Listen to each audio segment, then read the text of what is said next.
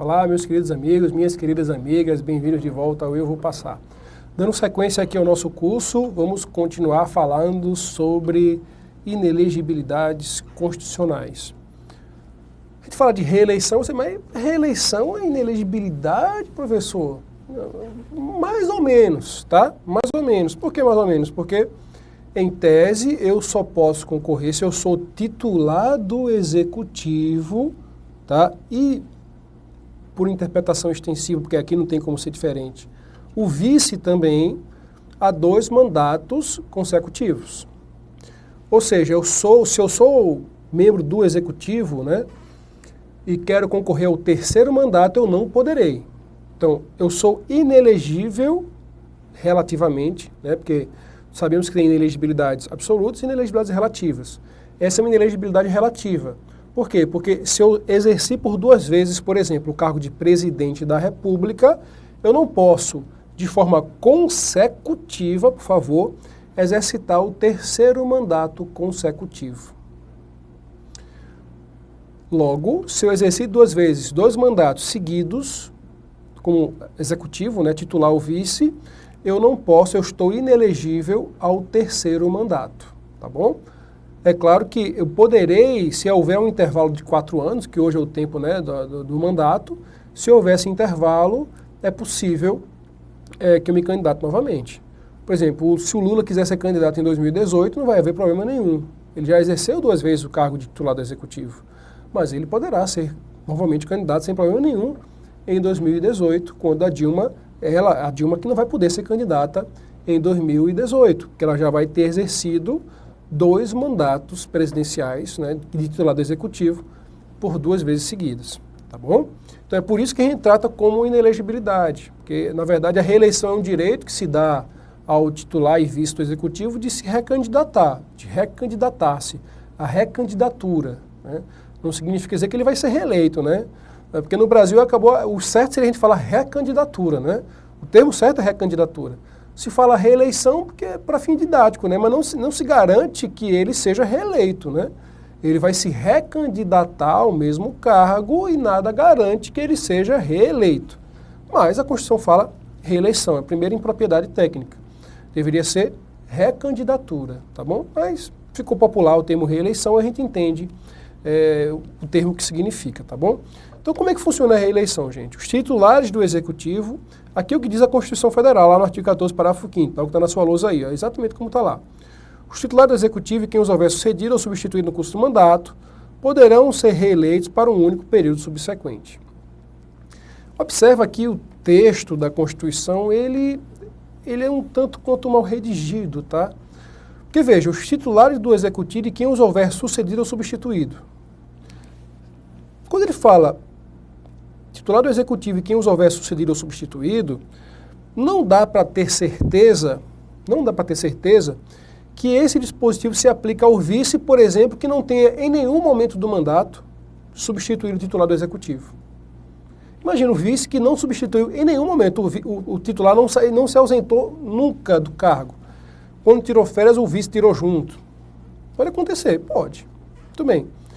Então, esse vice aí estaria sujeito a essa questão da reeleição? Estaria a sua reeleição limitada a apenas um mandato, se ele em nenhum momento substituiu ou sucedeu o titular do Executivo? Então, assim, houve uma má redação, tá? E o entendimento doutrinário, jurisprudencial totalmente pacífico hoje é de que o vice segue a mesma regra do titular, de modo que ele só pode concorrer a 2 mandatos consecutivos. E veja que também a Constituição não fala em relação aos parentes. Isso aqui foi uma vedação trazida pela jurisprudência, essencialmente, tá? Porque veja, poderia acontecer o seguinte: eu exerço 2 mandatos consecutivos de prefeito, por exemplo. Onde tem mais bronca é prefeito, né? Porque presidente aparece demais, né?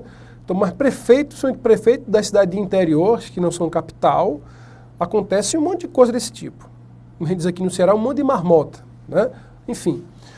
O cara foi prefeito 2 vezes, aí seria muito simples. Igual estava a mulher para ser candidata, a mulher era eleita, passava um período lá na prefeitura, e aí, esses 4 anos, depois o cara voltava à prefeitura, se reelegia por mais 2 mandatos, depois mudava a mulher, Ou seja, é uma oligarquia, né? Um governo exercitado por muito poucos, tá?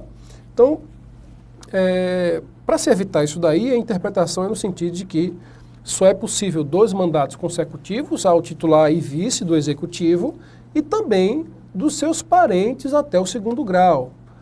Eu vou colocar um exemplo aqui, a gente vai ver, depois desse dispositivo aqui, a gente vai ver uma série de casos práticos, tá? Para você não ter dúvida. Mas, por exemplo, Garotinho e Rosinha, aconteceu isso no Rio de Janeiro. É um caso que se tornou público e são pessoas públicas, por isso que eu estou falando. Mas Garotinho e Rosinha são marido e mulher. Garotinho foi candidato a um 1º mandato. Foi eleito, certo? No segundo, não sei se vocês recordam, no 2º mandato ele não foi candidato. Ele colocou Rosinha. Para que Rosinha fosse candidato, ele precisou se desincompatibilizar, né? Afinal, se ele fosse titular do executivo, nos 6 meses que antecedessem o pleito, seus parentes até o 2º grau e cônjuges estariam inelegíveis para qualquer cargo dentro do Estado, inclusive de governador, não é? Ele se afastou, então, 6 meses antes, e sua mulher, Rosinha, foi candidata ao governo do Estado do Rio de Janeiro e foi eleita. Então, vejam, Garotinho foi eleito no 1º mandato, Rosinha foi eleita para o 2º mandato. Aí você poderia perguntar, Rosinha poderia ser candidata à reeleição, já que ela só exercitou 1 mandato? Garotinho poderia voltar e ser candidato a esse 3º mandato? Talvez fosse essa a ideia dele, mas isso não é possível, tá? Só é possível 2 mandatos consecutivos da família. Da família. Então, se eu sou seu parente até o 2º grau, eu não posso exercitar, por exemplo, a candidatura a um 3º mandato consecutivo. Não há possibilidade de 3º mandato familiar, tá bom? Aí você tem diversas situações que podem acontecer de problema em relação a isso. O vice, então, é que é o problema geral. O problema do vice, dentro desse contexto da reeleição, é enorme, tá? Há quem diga, inclusive, há quem defenda que vice podia se reeleger indefinidas vezes. Há quem interprete a Constituição dessa forma, porque, afinal, não está dito aí vice no dispositivo do artigo 14, parágrafo 5º. Mas é claro que a interpretação ela é limitada realmente, ela só entende capaz 2 mandatos de vice. Mas veja, vice é um cargo, prefeito, governador e presidente é outro. Aí você poderia perguntar para mim, por exemplo, eu posso ser vice, me reeleger vice e ser candidato à titularidade do mandato depois? Sem nem me desincompatibilizar? Pode. Pode. Então eu poderia ter 2 cargos de vice e me candidatar ao cargo de titular depois. Poderia. Agora, o contrário não. Por exemplo, se eu sou 2 vezes titular do executivo, fui prefeito, me reelegi prefeito, eu não vou poder ser candidato a vice. Professor, mas não é outro cargo? Ele se desincompatibiliza 6 meses antes, e se ele se desincompatibiliza, ele pode concorrer a outro cargo, não pode? Pode. Se for um cargo de vereador, ele pode. Deputado, ele pode. Presidente, ele pode. Mas o de vice-prefeito, ele não pode. Por quê? Porque se o cara foi eleito prefeito, reeleito prefeito, se agora eleger vice-prefeito, mas se ele mandar uma bala no prefeito, que ele assume o cargo de prefeito titular. Ele pode ter feito ali um jogo, né, um artifício, para ele poder ser candidato a vice, o prefeito renuncia e aí ele se elege prefeito. O vice sucede o titular, assume a titularidade do mandato quando na impossibilidade do titular, por renúncia, por morte, enfim, por algum tipo de consequência que pode acontecer aí durante o seu exercício de mandato, tá bom? Então, são vários os casos, várias as possibilidades de interpretação a partir desse dispositivo que trata da reeleição. E é tentando evitar que você tenha dúvida, porque eu sei que você deve estar aí, você deve ter dado um pause agora na aula e estar refletindo e pensando nos casos. Rapaz, mas esse fulano e Beltrano, mas... Ou muitas vezes acontece, quando a gente tem aula presencial, e tem muito aluno que viveu no interior e tal, que vivenciou uma série de atrocidades jurídicas e vem perguntar, só na minha cidade aconteceu isso, isso, isso, isso, pode, não pode? Às vezes nem poderia acontecer o que aconteceu, mas aí às vezes passa batido. Às vezes o juiz não estudou, o advogado do outro lado não atuou direito, enfim, às vezes as atrocidades passam, não é? É evidente que isso acontece no Brasil. Mas, em geral, as pessoas hoje, há um mercado grande na advocacia eleitoral hoje, porque tem poucos advogados especialistas nessa área, e as pessoas agora estão conscientes de que a consultoria jurídica nas campanhas é muito importante, para que se evite exatamente que candidatos que não poderiam ser candidatos sejam eleitos, e para que eu também, como candidato, não possa ter nenhum tipo de problema, às vezes por uma besteira. Às vezes a gente observa, depois que o cara... porque normalmente o advogado vai ser consultado depois que o problema já existe. A gente muitas vezes verifica que se eu tivesse ouvido uma consultoria prévia, não haveria aquele problema, né? Mas aí deixou de consultar e aí às vezes está lá um pepino do tamanho do mundo que poderia ser resolvido com antecedência. Mas enfim, vamos observar então aqui os diversos casos práticos que vão servir tanto para a gente fixar essa matéria das inelegibilidades constitucionais, como também trazer um aprofundamento, porque para responder a certas questões precisaremos recorrer sim à jurisprudência do Tribunal Superior Eleitoral. De modo que você que está fazendo um concurso para a banca, por exemplo, uma banca CESP, né, a FCC também para um concurso de Ministério Público ou de juiz de direito, que já é uma banca que, por mais que ainda tenha cobrado mais a letra da lei, já coloca algumas situações pontuais, já tem cobrado eventualmente doutrina, jurisprudência, pouco, mas cobra também. Até para analista, às vezes a gente vê uma cobrançazinha de doutrina e jurisprudência na FCC, pouca coisa, tímida, mas ainda já há alguma cobrança de jurisprudência, quando é aquela coisa bem consolidada, a FCC já tem cobrado. A CESP cobra, às vezes tem um caso, uma jurisprudência, ela cobra, não é? Que eu acho errado, eu acho que também deveria seguir essa linha da FCC de só cobrar algum caso que se resolva a partir da jurisprudência quando ela estiver bem consolidada, né? Quando não houver mais dúvida da interpretação jurídica. Porque às vezes você tem um caso, um julgado, e a CESP às vezes cata, né? Em eleitoral é menos isso, né? Em outras matérias eu sei que ela faz isso, mas eleitoral é uma matéria que a CESP tem, em geral, buscado realmente colocar questões onde haja um entendimento mais consolidado. Pelo menos isso, porque realmente nos julgados da Justiça Eleitoral tem muita controvérsia, muita confusão, tá bom? Então vamos olhar aqui os casos práticos. Vamos lá. Então são vários casos, tá? Para a gente revisar toda a parte de inelegibilidade constitucional. Coriolavo era governador, e aqui são nomes fictícios, tá? Nomes totalmente fictícios. Isso aqui pode ter acontecido caso concreto, tá? São casos que eu criei, tá? E a maioria deles tem realmente situações concretas que aconteceram, certo? Mas eu não estou me referindo a ninguém em pessoal, tá bom? Quando for uma referência pessoal, eu vou dizer, isso aqui, por exemplo, é o caso do Geraldo Alckmin. Tem um caso aqui do Geraldo Alckmin, tá? Então, o caso do Garotinho, são casos públicos, se tornaram públicos pela interpretação que foi dada pela Justiça Eleitoral, tá bom? Então, olha só, Coriolavo era governador do estado do Ceará e renunciou ao governo 6 meses antes da eleição, em seu primeiro mandato, porque sua esposa queria ser candidata. Seria possível a candidatura da sua esposa? Sem problema nenhum. A gente acabou falando, né, de Garotinho e Rosinha. Então, eu posso exercer 2 mandatos consecutivos. Muito bem. Tanto eu como qualquer pessoa da minha família. Não há problema nenhum em relação a isso. Então, sendo eu, ou sendo minha esposa, meu irmão, meu pai, minha mãe, enfim, não tem problema nenhum, tá? 2 mandatos consecutivos. O que não pode acontecer é um terceiro mandato consecutivo do membro da família que seja meu parente até o 2º grau ou cônjuge, tá bom? Então aqui a resposta é possível, né? Sim, é possível, sem dificuldade nenhuma. Vamos para a próxima pergunta. Fridundino, quando envolve pergunta com vice, é que é mais complexo, tá? Fridundino é vice-prefeito da cidade de Fortaleza e sobrinho do atual prefeito. Fridundino não substituiu o prefeito nos últimos 6 meses. A gente vai ver que existe uma confusão enorme a respeito dessa substituição que o vice faz em relação ao prefeito, ou governador, ou presidente nos 6 meses que antecedem o pleito. A legislação diz uma coisa e a interpretação da jurisprudência está dizendo outra, né? E a lei, para mim, é muito clara. Mas, enfim, daqui a pouco a gente fala sobre isso. Isso aqui não é nem o cerne do problema dessa pergunta, não é. Então, o Fridundino é vice e sobrinho do atual prefeito. Fridundino não substituiu o prefeito nos últimos 6 meses. Poderá ser candidato a prefeito? Precisa se desincompatibilizar? Veja, vamos interpretar da seguinte forma, né? Vamos interpretar que Fridundino é vice-prefeito por 2 vezes. Quem é o prefeito aqui? Não disse o nome do prefeito não, né? Devia ser também um nome bem bonito. Então, Fridundino é vice-prefeito e tem um prefeito, certo? Ele é sobrinho do prefeito. O prefeito foi reeleito por 2 mandatos e Fridundino também exerceu 2 mandatos de vice-prefeito. A pergunta é, Freedom Dino agora na condição de vice-prefeito pode ser candidato ao cargo de prefeito, terceiro mandato. E se ele pode ser candidato ao cargo de prefeito, ele precisaria se afastar 6 meses antes do seu cargo para concorrer?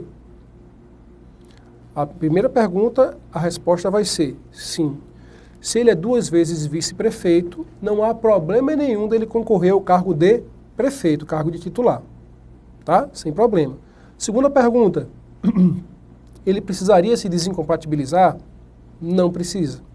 Eu acho até um erro, eu acho que deveria precisar se desincompatibilizar, mas não precisa, porque a desincompatibilização ela só é exigida na Constituição Federal para os titulares do Executivo, de modo que o vice pode permanecer no seu cargo e concorrer à reeleição sem problema nenhum, isso é óbvio, e concorrer a um terceiro mandato, seja a de titularidade, nesse caso aqui do nosso exemplo de prefeito, como poderia ser, eu sou vice-prefeito, posso ser candidato a deputado estadual, deputado federal, sem problema nenhum, tá? Sem precisar me desincompatibilizar, tá bom? Então, poderá ser candidato a prefeito? Sim. Precisa se desincompatibilizar? Não, não precisa, tá bom? Se você for tendo dúvida, pode me procurar lá no Facebook, nós temos uma página, né, www.facebook.com/prof. Rodrigo Martiniano.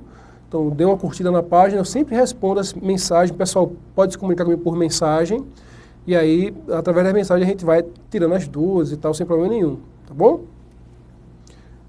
Vamos para frente. A Delícia é vice-prefeita reeleita.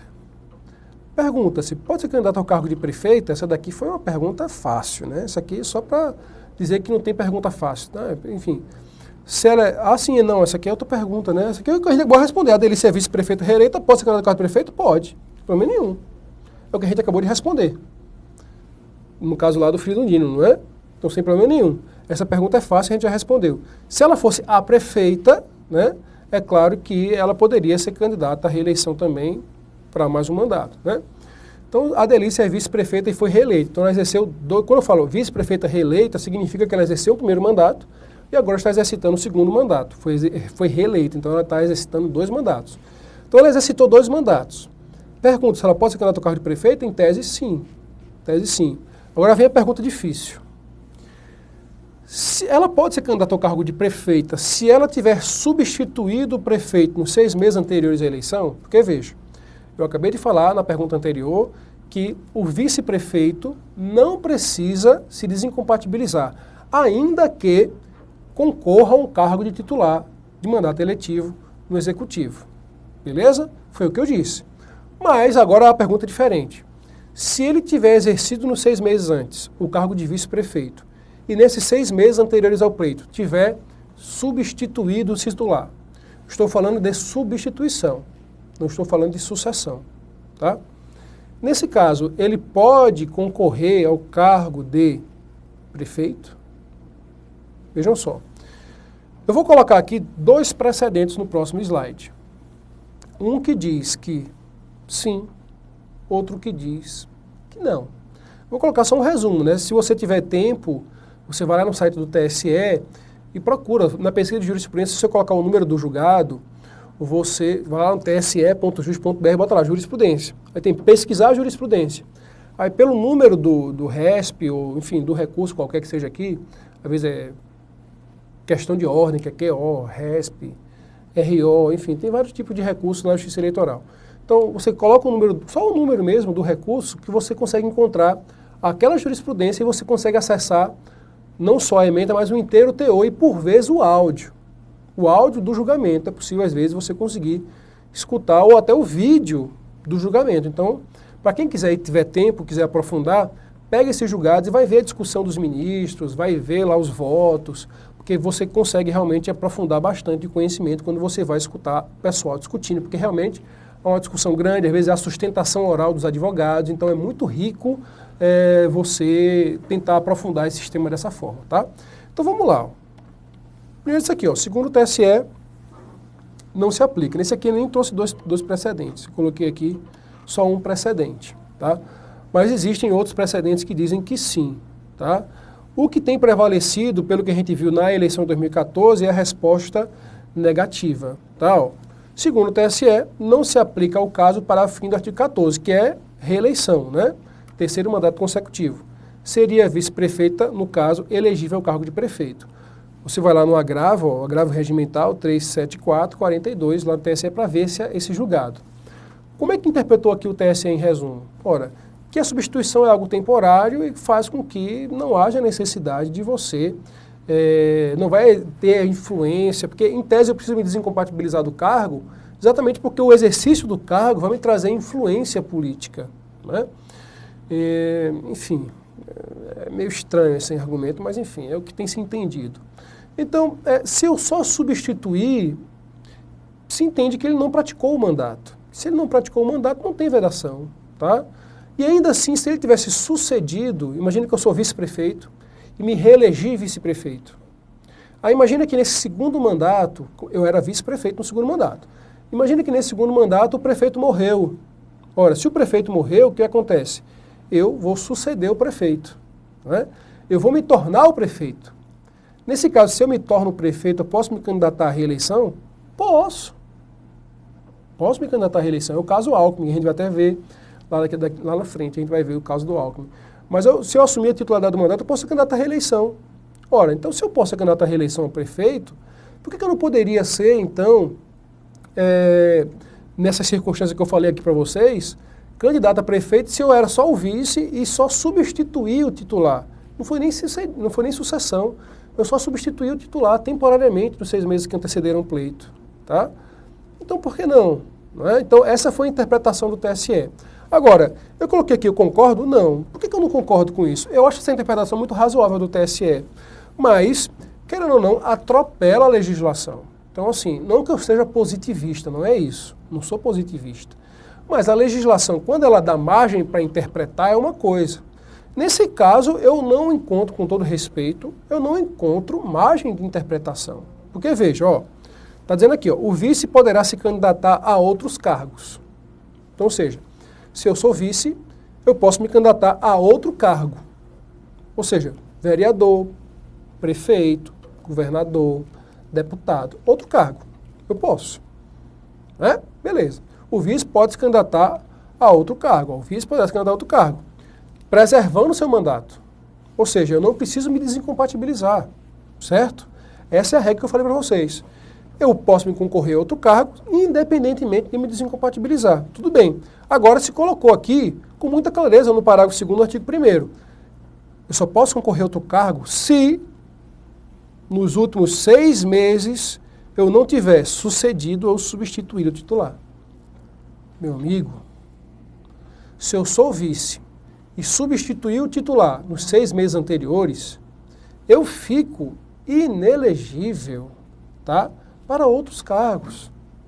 É inelegibilidade reflexa, como se fosse uma inelegibilidade reflexa, agora não para os meus parentes, mas para mim.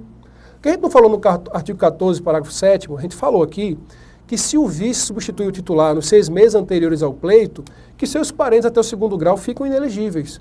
Ora, não só os parentes, mas também o próprio vice fica inelegível. Veja, para outro cargo. Para outro cargo. Eu acho até que está errado quando se coloca aqui suceder, eu acho que está errado. Eu acho que o artigo está errado. Por quê?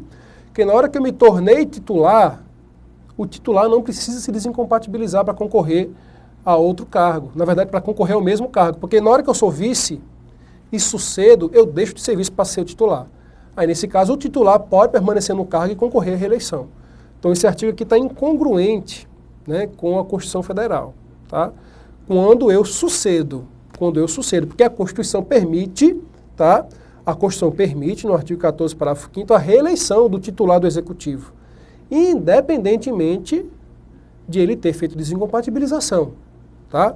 Então, se eu sou o vice e sucedi o prefeito, ou o governador, ou o presidente, eu me tornei o titular do Executivo. E como titular do Executivo, eu posso me candidatar à reeleição. Aí eu estou interpretando a Constituição Federal e considero que esse dispositivo está incompatível com a Constituição Federal. Agora, essa segunda parte não. Porque veja, se eu sou o vice, substituo o titular nos 6 meses anteriores ao pleito, eu torno meus parentes até 2º grau inelegíveis, inelegibilidade reflexa. E eu, segundo esse parágrafo 2º do artigo 1º, me torno também inelegível, tá?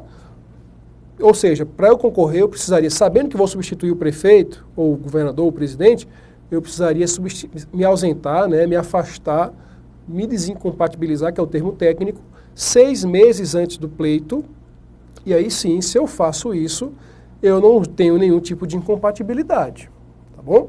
Então, por isso que eu não concordo com a interpretação do TSE, porque ela só analisou esse fato. Ah, mas o vice só substitui a substituição temporária, eventual.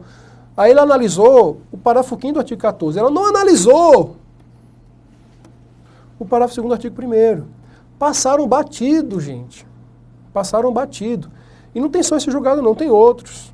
Tá? Nesse mesmo sentido. Ah, quando o vice só substitui o titular, não há incompatibilidade para ele concorrer a outro cargo. Tá? Mas aqui, gente, está dito com clareza.